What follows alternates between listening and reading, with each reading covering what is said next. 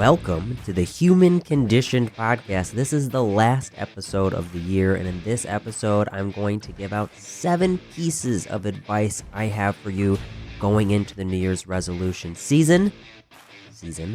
And I also want to go over a year in review of the Human Conditioned, as well as my goals and aspirations for 2026. So stick around. If you're new to this podcast, this is the Human Condition Podcast, and this is episode 21.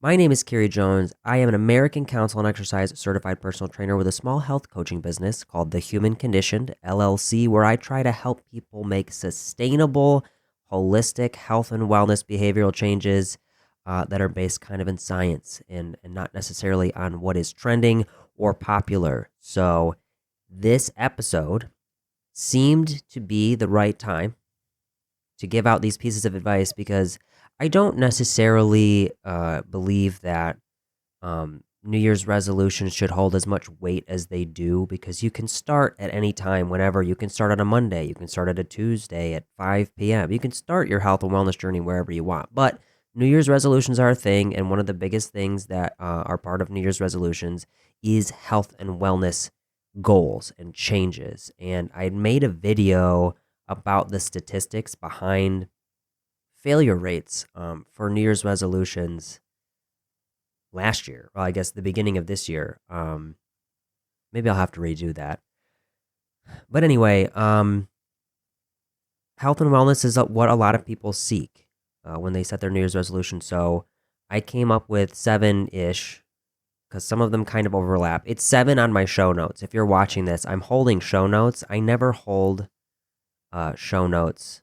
I never usually type them out because I don't know. I feel like it takes away from what I'm saying a little bit, but then I remembered this is my podcast and these are my show notes, so it doesn't really matter. But anyway, let's get into the pieces of advice. So the first one is don't chase trends, chase understanding. And what I mean by that is whenever there is a new trend, a new thing, a new piece of research that has been over exaggerated or whatever the case is, it takes off like wildfire. Between media and social media, these things are just mass spread before anybody has a chance to argue the point. And so it's not always wrong. It's just this is what happens. People then start showing the progress that they're making based on this new thing that's happening, the pictures or the videos, what they're saying is working for them. And so then everybody wants to do it. Everybody chases after it. And so when you're chasing after the trend, you're kind of ignoring what it is that your body needs, because you're hoping this new thing is the thing that's going to work for you, and you're going to want it to work so badly that you just ignore your body signals. So you want to learn the why behind the behaviors, behind the habits that you're going to engage in or already trying to engage in, and not necessarily the what it is that you're doing. And what I mean by that is like understanding why you're doing what you're doing and not what it is that you're doing. I don't know if that regurgitation of what I just said made any more sense than it did before. But anyway, let's move on to number 2. Number 2 is stop comparing yourself to other people's progress. Your life is your context, not somebody else's. You cannot use somebody else's life, their goals, their aspirations, what changes for them, what works for them. You cannot use that as the context for your life. Comparison is the thief of joy. I'm sure some people have heard that said before, and it's also rampant because we have so much access to so many people's lives that is at an unprecedented level that historically we have never had before.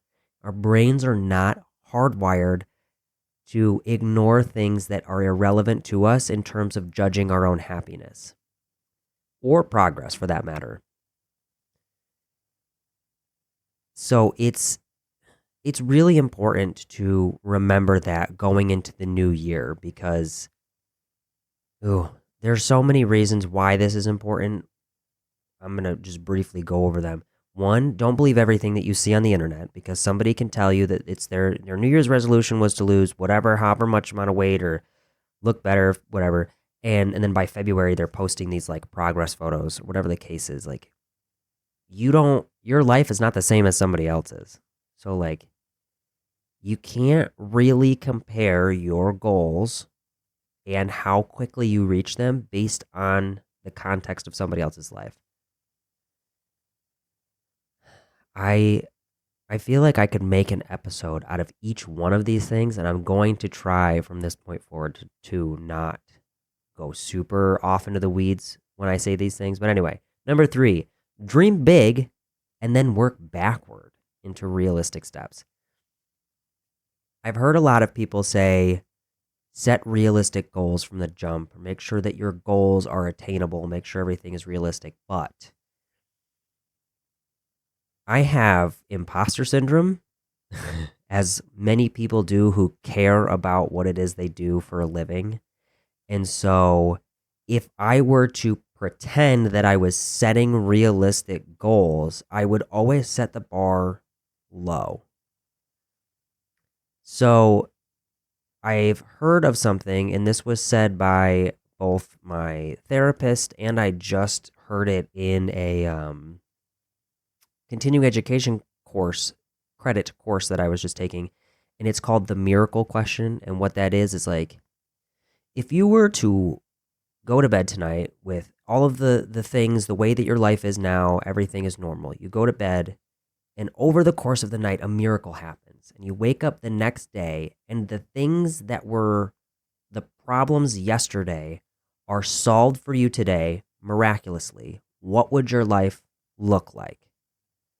And so what that does is it forces people to think how their ideal life would look. And I don't think that it's fair to say to set realistic expectations, because many, many things are achievable.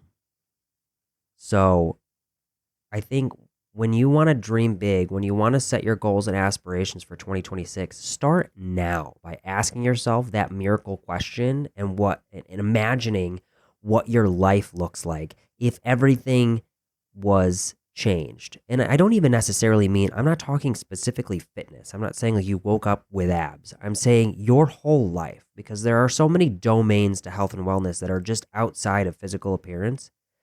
And so any problems that you have, if you were to wake up tomorrow and they were fixed, what does your life look like? And then you have to think, how do I get there? You can use so many tools that are available to help you get there. Part of what I do as a health coach is help people figure out how to get there. But I've also done things like Ask ChatGPT or whatever the case is. Just use the tools you have, or even just think about it. Just sit down and think about it and think through things. So anyway, number 4, approach your health with genuine curiosity. I think we have lost touch with the connection that we are supposed to have with our own body, which is why we chase trends, and it's why we chase instant gratification, and we are reaching for comparison to other people's lives. And it's because we've lost touch with our connection to ourselves and our own lives. We have lost the ability to practice gratitude and be present. And so what I try to help people do is have what I like to call a wonderfully childlike curiosity when it comes to your health and wellness. I want you to treat it like it's an experiment, like you're 11 years old again and you got a chemistry kit for your birthday. Everything that you do, every behavior that you engage in, every tweak that you make to your diet or your fitness routine, whatever the case is, do that for some time and then reassess at a certain set period. Look back and go, did this work for me? Do I actually feel better? And if you do, keep it. And if you don't, try something else. In a day and age where everything feels like it has to be a quick fix or it's not worth it, this seems illogical, and it seems like a lot of people won't follow it for that fact. But that's part of the problem, is we've sold the quick fix for so long that we forgot how to listen to ourselves and our bodies and figure out what works with us, what works for us. So that's what I mean by that. Number 5, be compassionate and honest with yourself. Stop chasing perfection. You're chasing progress. You want to feel better. You want to look better. You want to have more time to spend with your family. You want to have better social relationships. You are seeking progress. We're not seeking perfection. That is also related to the comparison thing, because if we were to look at our own lives objectively, without, like, in a vacuum, without being able to compare to anybody else's, if you never saw somebody else's life, if you never were exposed to social media and all the aesthetically pleasing things and people with money and nice houses, whatever it is, if you were never exposed to that stuff, I want you to look at your life objectively and go, what do I have going on for me right now? What does my life look like? What are my stressors? Where is my time spent? What is realistic for me? And then make sure that the goals that you're setting align with your life. Be a little hard on yourself. Of course, be a little hard on yourself if you feel yourself starting to make excuses that are unnecessary as to why you can't do whatever behavior it is that you're trying to change. Stern. I guess stern is a better word, but be compassionate. You can miss a workout in a day and be fine. You can eat terribly for 3 days in a row and you're going to be fine. You could fall off this bandwagon that you're putting yourself on for 2 straight months. And then 2 months from now, you go, okay, I need to get my life together and I need to start again. And you're going to be fine. The only person that is setting the expectations is you. Set your goals in a way that helps you achieve the dreams and aspirations that you have, but be compassionate to yourself on the, I guess, on the timeline, but also on like how you approach things, because you can solve the same problem multiple ways. So just be compassionate to yourself and honest. Focus, number 6, focus on behaviors and not outcomes. One of the things I just learned about, and it makes sense, was this way of thinking where you're not setting goals, but you're thinking of solutions to problems that you currently have. So if the problem that you're trying to solve is maybe like you're trying to get off a certain type of medication, or you're trying to keep up with your kids, then the solution is the goal. So the solution to getting off a certain medication is figuring out like what it is that you have to do to get off that medication. Obviously, this is something that you don't work with a health coach on. You work with your doctor. I'm just using it as an example. Or like you want to be able to have the energy to hang out with your kids or play with your kids. That's the solution to the problem, is the goal that you're trying to set. So like you want to exercise more and increase your cardiovascular health in order to be able to play with your kids longer. But it's a different way of looking at goal setting that really, really helps justify the behavioral changes that you're making. Instead of setting a goal and blindly following it, it helps you create a system of behaviors that help you achieve that goal. And so like then it becomes building sustainable habits and not trying to hit this outcome. And part of that is something I've mentioned in a blog and in a TikTok I made recently. And that is this like false summit ideology, where like everything that you need to be happy or reach your goals or whatever is just always one more step away. And that is a dangerous precedent to set, because there's not an arrival point. What you're trying to do is you're trying to adjust your life in a way that allows you to maintain or improve your health and wellness so that you live a better life. It's not that idea that there's a point in time that you'll just arrive there it's not covered enough. But we're not here to focus on that false summit, that point in time that you're trying to reach. You're trying to focus on the behaviors that you're changing in order to be happier and healthier. And then finally, number 7 is build for the long game, because again, I've said the statistics before about the failure rate with New Year's resolutions, and it's pretty high. Like, a lot of people give up on them completely by the end of February. But what you're trying to do is you're trying to make the scaffolding. You're trying to build the foundations. You're trying to do this slow roll into your ideal life, because the more focus that you can put on building this structure, this foundation, this scaffolding that's going to hold everything up, the more that you pay attention to what's going into it and the more control you have over it, it might go slow, but the stronger that it's going to be. And so going into the New Year's resolution season period, you're setting the intention for 2026.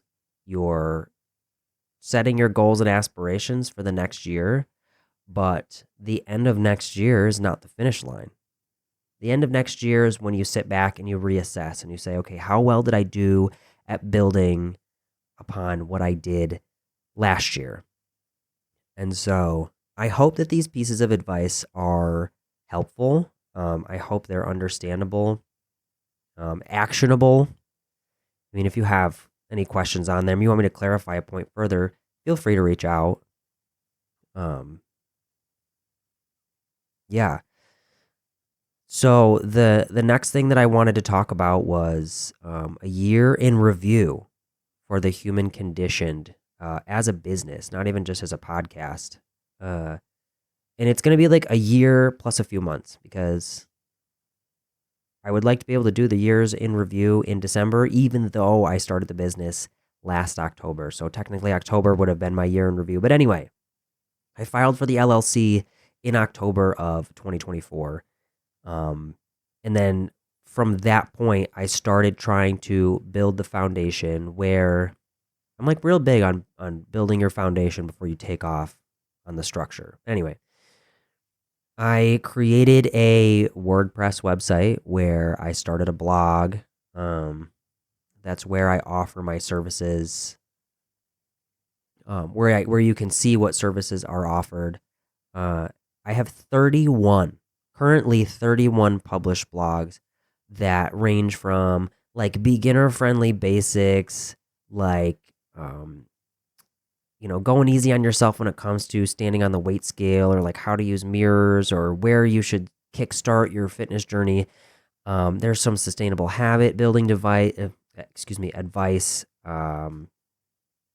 I even have like deeper science topics like oxidative stress and mitochondrial health, because I love researching that stuff. Like the intricacies of the body, the more I learn, the more confused I get, the more questions I have. But like, it's such an interesting thing to study. And so when I learn a new interesting concept, I love to share it via my blog. I even have some opinion pieces, we'll call them, sprinkled throughout. But after that, I started to do, not after that, this was all over the course of the year. I also started a podcast. Obviously, you're listening to this podcast. This is the podcast that I started. It's changed in format from the start. Originally, I was trying to use it to like cover the blogs that I had already written. And then I was like, well, that's kind of lame. Then I started just basically talking about whatever was interesting to me at the time, to include the fact that I came out with a bonus episode number 20, just because I was feeling like passionate in the moment about a certain topic that I had heard. And so the podcast is as it is now. I just like to share my opinion and just put out whatever information is interesting to me. I do need more listeners. I need more listeners to the podcast. I need to spread out far and wide, because the feedback, the input from people listening to the podcast is what helps drive the change, because I want to be able to make it something that people want to hear. And so the more questions I have that I can answer, the more connection I can have with people, Um, if you don't like a certain thing that you're hearing or how it's coming out or whatever the case is, I can change it, but I also don't have to because it's my podcast. Anyway, LOL. Um, Another interesting note about the podcast, I did an episode with my mom, and that was my most popular episode. And I would love to, going into 2026, be able to have more guests on the podcast. It's just easier for me to be able to sit down and talk to somebody than it is to talk to myself. But yeah, we'll see what happens. I need to be able to pay for better podcasting equipment because I don't know. I've mentioned this a handful of times. This was a cheap podcast kit that I got off of Amazon. It was like $38. The sound quality is not great. I have to run it through an audio processing software and whatever. It's just not great. I also increased my social media presence I have a Facebook, I have an Instagram, and I also have a TikTok. The TikTok I have is more active than the other two. I'm trying to figure out. It's hard because once I get traction on one, I think that another one can go by the wayside so I can free up a little bit more time. But then I take off on another one or I have more, whatever. And so we'll see what happens in 2026 in terms of how thinly I spread myself across social media platforms. But I also, I'm hoping that there will be some growth there in 2026. I'm hoping to build a much larger follower base across my social media and YouTube channel. Not because I want to be a content creator. It's not because I'm trying to get rich off of social media. I'm not trying to be an influencer. Just like you cannot get your message out far and wide if you don't have a big follower base. And so that's what I would like to see happen is just to increase my follower base so that, we can gain some traction in terms of spreading the free information that I would love to be able to put out. It's hard. Social media is difficult.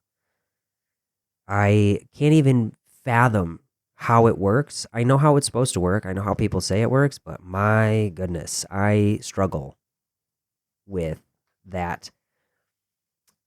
Anyway, so I have a YouTube channel. That's one place where this podcast also posts. It posts as a video only or a video version and an audio only version because that's what Spotify does when it connects to YouTube is it only does the audio. So I upload the video version separately. And then, like I said, it's on Spotify and I also think it's on Amazon. It's pretty sad. I'm on the 21st episode of my podcast. I don't actually know where it's broadcasting. I know where I tried to broadcast it to. I just, whatever. Rambling. Anyway, on this YouTube channel, it's mostly my podcast and a lot of short clips. But I did a live workshop on helping people not get taken advantage of by the health and wellness industry and all like the new trends and crap to spend your money on that come out. So I'm hoping that in 2026 I'm going to be scheduling out. I don't want to say hoping. I will be doing more free live workshops on YouTube in 2026. I just need to figure out what I want them to be. It's helpful when people tell me what they want to hear. But again, we'll see. Maybe I'll do it quarterly. I don't know. I have to figure that out. There's a lot of planning I have to do. Because not only do I have to have like my goals and aspirations for myself for 2026, but also for my business. Let's see. What's next? Let me look at my notes here. So I am currently an American Council on Exercise certified personal trainer, but I want to be a certified health coach. I want a certification, a formal education in health coaching. Because I don't like saying that I'm a health coach without the formal training. I know that I'm allowed to. I'm allowed to say that. There's no regulation that says I shouldn't, but I am looking into the American Council on Exercise Advanced Health Coaching Certification, which once I take that will be an American Council on Exercise Certified Health Coach, but I will also be able to sit for the National Board of Health and Wellness Coaches exam because there's a national board for certification, but it's expensive. Everything costs money, and trying to keep my overhead low for my business without earning a profit, without monetization across anything is honestly like it almost might be hurting me, but I'm not willing to spend money unnecessarily just to like get eyes on for now. So it's expensive, but I'm working on it. We'll see what happens. The advanced health coaching certification says it can take up to a year to complete, which would be my entire year, and also fulfill my entire continuing education credits for my 2028 recertification period. But anyway, another thing I have coming up that I'm very, very passionate about, but also scares the crap out of me because, like I said before, I have imposter syndrome. Everybody does who cares about what they do. I want to start a community health initiative working with my local community, my local county health department, to integrate health, fitness, and wellness professionals into community health and also healthcare. I already have the pitch set up. I already have the framework set up. I have everything I need. I just need to set up the meeting to go to the health department to do this. I have the expertise, I have the mission and the drive, and now I just need to step into that role. So we'll see where that takes me in 2026 too. Yeah. So that's this episode, really. I just wanted to be able to impart some actionable pieces of advice going into the new year. I don't like the whole new year, new me thing. Like, I don't know, it grates on my eardrums when I hear it. But yeah, I'm hoping that you could take something from the advice I gave. Obviously, you don't have to follow all 7 pieces of advice. But even take 1, 2, 3 pieces of advice and like work towards that. Just keep them in mind when you're going into setting your goals for next year. And then I just wanted to talk about the business a little bit because I say a lot of things on here. I know I've said things like my dreams for the future of the far future of the business. I've said that I had the desire to get a biomedical sciences degree, which I still do, but I can't do everything all at once. I have to build everything out slowly, just like I said when it comes to your health and wellness. Build it slowly. So we'll see. We'll see what 2026 brings. This is again the last episode of the year, assuming that I don't become emboldened by another topic to come out with a bonus episode. But given that it's a holiday season and it's a hard enough time trying to find time to put the podcast together and edit it and get it sent out, this probably will, in fact, be the last episode of the year. So if you enjoyed listening to the podcast, or if you want to find me anywhere, I have a link tree. I have Facebook, I have Instagram, TikTok, I have an email address. I have this podcast on Spotify, YouTube, Amazon, my blog. You can comment on the blogs. Wherever you want to find me, please feel free to reach out. I want to help everybody as best I can. And if that means that I grow a lot slower in order to stay more authentic and to keep all of the things that I put out already free, then that's going to be what happens. But I'm looking forward to hearing from people, DMs, comments, whatever the case is, questions, feedback, all of it. Yeah. So that's a podcast. I hope everybody has a Merry Christmas or Happy Hanukkah or, Kwanzaa, whatever holiday that you celebrate this time of year. And I also hope that everybody has a safe and Happy New Year. Instead of saying until next time, I'm going to say see you next year.